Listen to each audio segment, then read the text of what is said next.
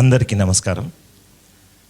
అంజలి TV media అందరి TV అధినేత శ్రీ కామిశెట్టి రాజు పటేల్ గారికి హృదయపూర్వక ధన్యవాదాలు తెలియజేస్తూ, ఈ కార్యక్రమ రూపశిల్పి రూపకర్త ప్రముఖ కవి శ్రీ సిరాజుద్దీన్ గారికి హృదయపూర్వక నమస్సులు తెలియజేస్తూ, నాకు ఈ అవకాశం కల్పించినందుకు మరొక్క మారు హృదయపూర్వకంగా శిరస్సు వంచి నమస్సులు తెలియజేస్తూ, నాకు ఇచ్చిన కవితాంశం నా కలమొక కోయిలై. నా కవితా శీర్షిక నా కలమొక కోయిలై మూగబోయింది. రచన బిటవరం శ్రీధరస్వామి, ప్రభుత్వ ప్రధానోపాధ్యాయులుగా పనిచేస్తూ ఉన్నాను.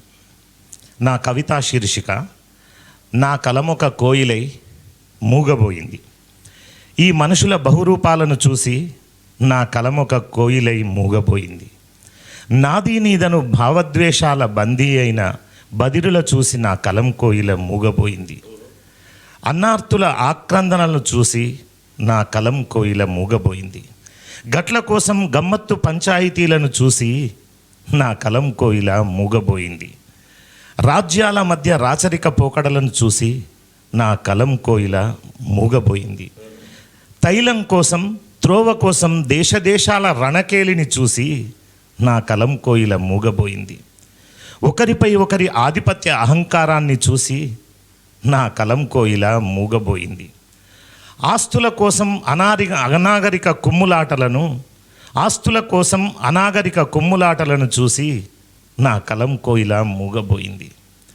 మందమతి మూడులను సైతం అందలమెక్కిస్తుంటే చూసి నా కలం కోయిల మూగబోయింది. కన్నవారిని కడతీర్చే కసాయి వాళ్లను చూసి నా కలం కోయిల మూగబోయింది. దుర్మదాంధుల దుష్టుల దునుమాడలేక నా కలం కోయిల మూగబోయింది. కన్నవారిని సైతం కపట నాటకాలకు వాడుతుంటే చూసి నా కలం కోయిల మూగబోయింది. ఆధిపత్యం కోసం క్షిపణులతో అమాయకులను హరిస్తుంటే నా కలం కోయిల మూగబోయింది. తెలుగువారు సైతం తెలుగుకు తెగులు పట్టించి విస్మరిస్తుంటే నా కలం కోయిల మూగబోయింది. అర్ధరాత్రి ఆడవారి స్వేచ్ఛను హరించే సమాజాన్ని చూసి నా కలం కోయిల మూగబోయింది. పసిపాపల ప్రాణాలను పడతుల రోదనలను విని కరగని మనుషుల చూసి నా కలం కోయిల మూగబోయింది. మూగ జీవాల మూగ రోదనలు వినని పౌరుల చూసి నా కలం కోయిల మూగబోయింది. నా కలం కోయిల కనులు తెరిస్తే కర్కశ హృదయాలు సైతం కరిగిపోవాలి. నా కలం కోయిల కనులు తెరిస్తే పాషాణ హృదయాలు సైతం పరవశించిపోవాలి. నా కలం కోయిల కనులు తెరిస్తే దేశ విదేశాల విశృంఖలత్వం విరిగిపోవాలి.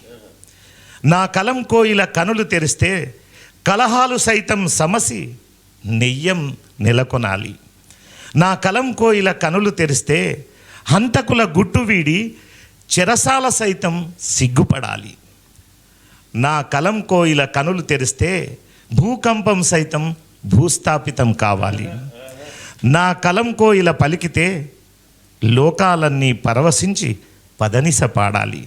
నా కలం కోయిల పలికితే లోకాలన్నీ పరవశించి పదనిసలు పాడాలి. నా కలం కోయిల పలికితే యావత్ ప్రపంచం శాంతి గీతం ఆలపించాలి. ధన్యవాదాలు. అద్భుతం. ఏమి రచన సార్, ఏమి రచన. చాలా లోతుగా ఆలోచింపజేసే కవిత ఇది. Thank you sir. కవి తన కవితను, తన కోయిలను లోక కళ్యాణానికి వాడుకుంటాడు. అలాంటి నా కోయిల అట్లా లోక శాంతి గీతం పాడాల్సిన నా కోయిల అట్లా పాడలేకపోతున్నది. అందుకు కారణమైన సామాజిక పరిస్థితులు, గతులు, పరిస్థితులు అన్నీ, అది భారతీయమైతేనేమి, అంతర్జాతీయమైతేమి, ఆఖరికి దాంట్లో తైలాన్ని అంటే పెట్రోల్ను కూడా తీసుకొచ్చిండ్రు. దాని తర్వాత ఇస్రాయెల్ను డైరెక్ట్గానే తీసుకొచ్చిండ్రు. అక్కడి ఆ తల్లులు పడే బాధ, ఆ పిల్లలు చస్తున్నవి, వేస్తున్నవి, ఆ కేకలు, ఆ మరణాలు, ఆ దృశ్యాలన్నీ చిత్రీకరించిండ్రు మీరు మీ కవిత ద్వారా. మిత్రులారా, ఇక్కడ ఆలోచించాల్సిన విషయం ఏంటిదంటే, ఒక కవి తన కోయిలను అది ఎట్లా ఉండాలనుకుంటాడో ఆ పార్శ్వాన్ని చూయించిండు.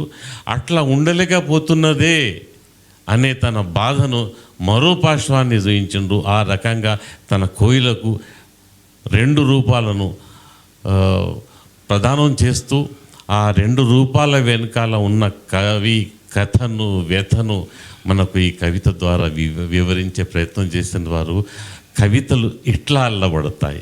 ఇట్లా రాస్తే పఠించే వారికి ఆనందం ఉంటుంది, వినేవారికి ఆస్వాదించడానికి అవకాశం ఉంటుంది.